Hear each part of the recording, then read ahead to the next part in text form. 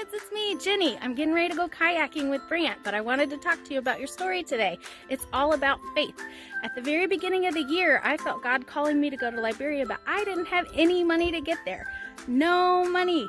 So I had to raise some money, and I had to have faith that God would help me do that. And guess what? I raised all my money plus some. That's how good God is. So enjoy this video.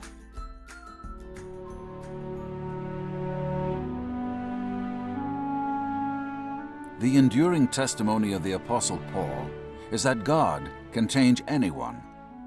Once a fierce enemy of God, Jesus powerfully called him to repent and offered him forgiveness and a new life. Paul believed Jesus and eagerly obeyed. Now he wrote to countless readers, urging them to place their full confidence in Jesus for deliverance, and to remind them that his eternal treasure is worth more than anything here on earth.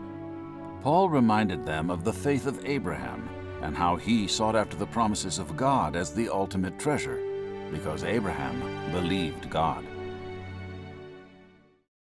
God promised that from Abraham he would create a great nation, and that through his family the Messiah would come. "Leave everything behind," God told him, "and move toward a land I will show you." So Abraham left the only home he knew for a land he knew nothing about. Even with the challenges of famine, family conflict, and the possibility of vicious enemies, he remained faithful to God. Although he was an old man, Abraham set off on an amazing adventure in search of the greatest treasure. Nothing else mattered to him because he believed God. God promised Abraham that his descendants would be so many they could not be counted.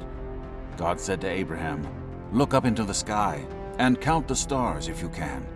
That's how many descendants you will have." Abraham knew he could trust God, because when God makes a promise, he never breaks it. Abraham never gave up on the hopeful future that God promised. God was pleased with Abraham and not ashamed to be known far and wide as the God of Abraham, not because Abraham was perfect, but because Abraham faithfully believed in the one who is perfect. It was not because of what Abraham did or did not do, but because he had faith in the one who declared him sinless in the sight of God. Although Abraham was very old and his wife Sarah was unable to bear children, Abraham believed when God said he would bear a son. He knew with full assurance that God would stand by his promise, because he knew nothing was impossible with God. Abraham believed with his last breath that God would keep all of his promises. God promised to make out of him a great nation from descendants as numerous as the stars, and he did. God promised him an heir, and he gave him a son. God promised Abraham the land of Canaan, and years later God delivered the land to Israel. God promised that through his descendants the whole world would be blessed. And many years later, God sent his son, Jesus, to be born in the very line of Abraham, to be the perfect sacrifice for the sins of the whole world. Yes, the Messiah came according to the promises of God. He died and rose again, victorious over sin and death.